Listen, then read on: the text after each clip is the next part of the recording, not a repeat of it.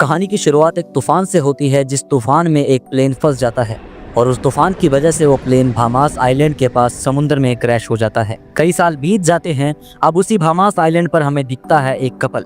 लड़के का नाम है जेरेड और उसकी गर्लफ्रेंड का नाम है सैम। दोनों एक छोटे से ट्रेलर में रहते हैं और जिंदगी उनकी बिल्कुल आसान नहीं है। पैसों की हमेशा तंगी रहती है।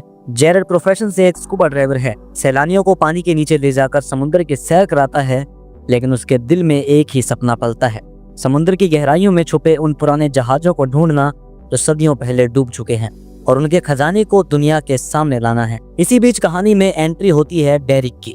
डेरिक अपनी शानदार बोट में आता है और जेरेड को ऑफर देता है, एक बार फिर से मेरे लिए काम कर लो। लेकिन जेरेड साफ कह देता है, अगर 50-50 पार्टनरशिप करोगे तभी मैं काम करूंगा। पर डेरिक उसकी शर्त मानने को तैयार नहीं होता और जेरेड भी गुस्से में इनकार कर देता है। अगले दिन जेरेड और सैम मिलते हैं जेरेड के बचपन के दोस्त ब्राइस से, जो अपनी गर्लफ्रेंड के साथ यहाँ छुट्टियां मनाने आया है। ब्राइस एक वकील है और न्यूयॉर्क में उसने अपने क्लाइंट को जेल से बचाया था। उसी के बदले उसे आलीशान घर और एक लग्जरी बोट मिली है। बोट देखकर जेरेड की आंखों में चमक आ जाती है, क्योंकि अब तक उसके पास खजाना ढूंढने के लिए ऐसी बोट नहीं थी। अगले ही दिन चारों मिलकर उस बोट में समुद्र में निकल पड़ते हैं। बीच समंदर में गोता लगाया जाता है। पानी के नीचे मस्ती करते वक्त जेरेड की घड़ी हाथ से फिसलकर नीचे चली जाती है। तभी अचानक शार्क आ धमकती है। ब्राइस डरकर ऊपर भाग जाता है, लेकिन जेरेड शांत रहता है। वो फेस और ऑक्सीजन मास्क पहनकर नीचे उतरता है। उसे पता है कि शार्क सिर्फ खून की गंध से हमला करती है। अपनी घड़ी निकालते वक्त उसे एक काला पत्थर मिलता है। वो सबको बताता है कि पुराने समय में ऐसे पत्थर जहाजों में हुआ करते थे, यानी आसपास जरूर कोई डूबा हुआ जहाज है। अब सब लोग फिर से गोता लगाते हैं और नीचे जाकर कुछ पुरानी चीजें पाते हैं, जिनमें से एक सुनहरी तलवार भी होती है। जेरेड समझ जाता है कि ये बहुत कीमती है और असली खजाना अभी यहीं कहीं छुपा है। इसी खोज के दौरान जेरेड को वही क्रैश हुआ प्लेन दिखाई देता है जो कहानी की शुरुआत में तूफान में गिरा था। वो लोग अंदर जाते हैं और देखते हैं कि कार्गो प्लेन पूरी तरह नशीले पदार्थों से भरा हुआ है। ब्राइस एक पैकेट लेकर ऊपर जाता है, लेकिन जेरेड गुस्से में पैकेट फाड़कर सारा पाउडर समुद्र में फेंक देता है, क्योंकि उसकी नजर सिर्फ उस खजाने पर है जो सुनहरी तलवार ने साबित कर दिया है। रात को स्विमिंग पूल के किनारे बैठकर जेरेड अपने दोस्त को समझाता है, जब भी कोई बड़ा तूफान आता है तो समुद्र की गहराइयों से छुपी चीजें बाहर निकल आती हैं।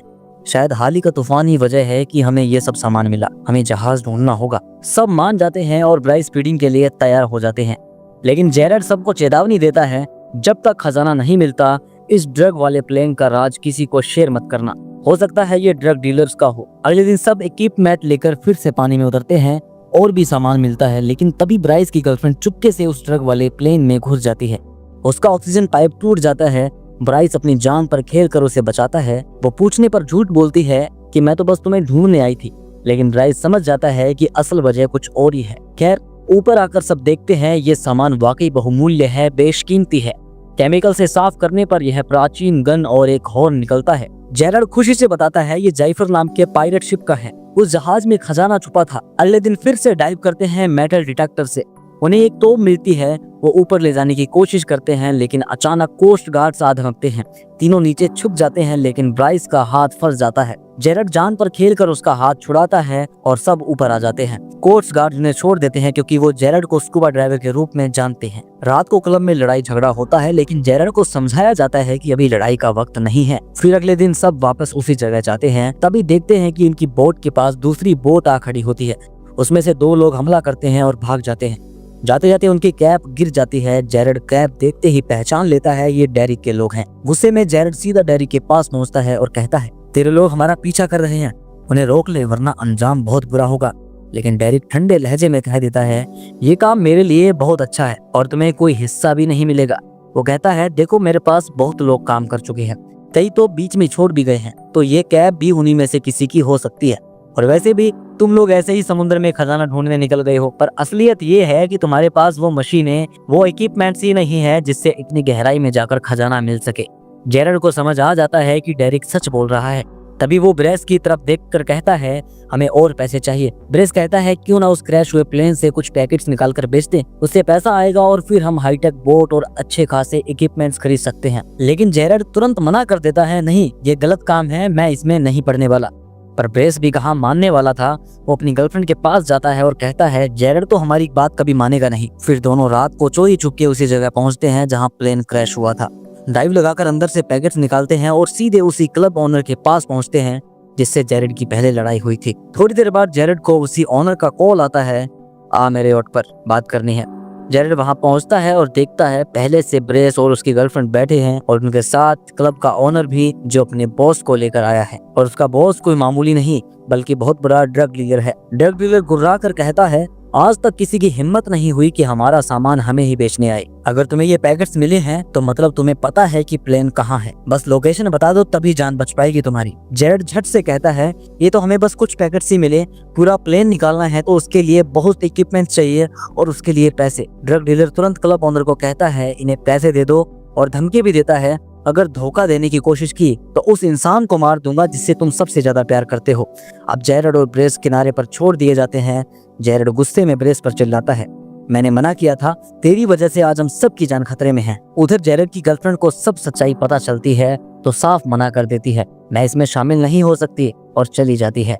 लेकिन जेरेड, ब्रेस और बाकी साथी अब एक हाईटेक शिप हायर करते हैं। वहीं जाते हैं जहां मलबा मिला था। उस शिप के गहरे पानी में प्रेशर छोड़ा जाता है, रेत हटती है और आखिरकार जहाज दिखता है। फिर खजाना ढूंढते ढूंढते इन्हें एक पुरानी बेल मिलती है जिस पर लिखा होता है जाइपर 1, यानी ये सबूत है कि ये जहाज सच में वही है। अब ये लोग उस प्लेन की तरफ बढ़ते हैं और पैकेट्स निकालना शुरू कर देते हैं। तभी शार्क आ धमकती है और ब्रेस की गर्लफ्रेंड पर हमला कर देती है। बड़ी मुश्किल से उसे ऊपर लाते हैं लेकिन हॉस्पिटल पहुंचने के बाद उसकी जान नहीं बचती। ब्रेस पूरी तरह टूट जाता है। जेरेड की गर्लफ्रेंड फिर आती है और ब्रेस से कहती है, ये सब तुम्हारी गलती है। उधर ड्रग डीलर का कॉल आता है, काम हो गया। जेरेड कहता है, हमारा एक्सीडेंट हो गया, एक साथी मारी गई, लेकिन उन्हें इससे कोई मतलब नहीं। अब पीछा शुरू हो जाता है। जेरेड ब्रेस से कहता है, तुम मेरी गर्लफ्रेंड को लेकर घर जाओ, मैं इन्हें रोकता हूँ। जेरेड क्लब ओनर को अपने पास मौजूद सोने का खंजर दिखाता है, देखो ये सब पैकेट से भी ज्यादा कीमती है, अब तुम ड्रग डीलर के लिए नहीं मेरे लिए काम करो। क्लब ओनर मान भी जाता है और उसे ड्रग डीलर के याट पर ले जाता है, लेकिन वहां तो पहले से ही खूनी खेल हो चुका होता है। नीचे जाता है तो किसी ने उसे गोली मार दी और सामने आता है डेरिक। असल में डेरिक ने सबको खत्म कर दिया था क्योंकि अब उसे भी प्लेन का राज पता चल चुका था। लेकिन जेरेड भाग निकलता है और समुद्र में कूद जाता है। जब अपनी गर्लफ्रेंड को कॉल करता है तो पता चलता है वो डेरिक के पास है, क्योंकि पुलिस ऑफिसर भी डेरिक से मिला हुआ था। अब डेरिक कहता है, प्लेन की लोकेशन बता वरना तेरी गर्लफ्रेंड को मार दूंगा। जेरेड चाल चलता है, ठीक है मेरी बताई जगह पर आ जाओ। डेरिक अपनी टीम के साथ वहां पहुंचता है लेकिन जेरेड उन्हें चकमा देकर पानी में कूद जाता है। उधर जेरेड की गर्लफ्रेंड भी स्मार्ट निकलती है। वो हथकड़ी तोड़कर कैबिन के प्रेशर पाइप को तोड़ देती है। गार्ड फंस जाता है और एक साथी उसे तीर से घायल कर खींच ले जाता है। पानी में जेरेड और डेरिक आमने सामने आते हैं। डेरिक हमला करता है लेकिन जेरेड ऑक्सीजन सिलेंडर तोड़ देता है। सिलेंडर फ्यूल टैंक से टकराता है और धमाका, डेरिक वहीं खत्म हो जाता है। 6 हफ्ते बाद जेरेड, उसकी गर्लफ्रेंड ब्रेस और उसका साथी फिर से उसी जगह लौटते हैं। रस्सी से तोप खींचते हैं लेकिन रस्सी टूट जाती है और तोप सीधे गिरती है जहाज के ऊपर। जहाज का हिस्सा टूट जाता है और नीचे से निकलता है खजाना। सब हैरान। ब्रेस खुशी से उछल पड़ता है, आखिरकार जेरेड का सपना पूरा हो गया और लोगों के हिसाब से अब वो इस खजाने का क्लेम कर सकते हैं, यानी अब ये सब बहुत अमीर हो चुके हैं। और इसी के साथ कहानी यहीं खत्म होती है। दोस्तों अगर ये कहानी आपको थोड़ी भी अच्छी लगी हो, वीडियो को लाइक जरूर कीजिएगा और हमारे चैनल को सब्सक्राइब जरूर कीजिएगा ताकि ऐसे ही रोमांचक भरी कहानी जब भी मैं लेकर आऊं सबसे पहले नोटिफिकेशन आपके पास आए। और इस कहानी में सबसे ज्यादा अच्छा कौन सा टॉपिक लगा मुझे कमेंट बॉक्स में जरूर बताइएगा। धन्यवाद।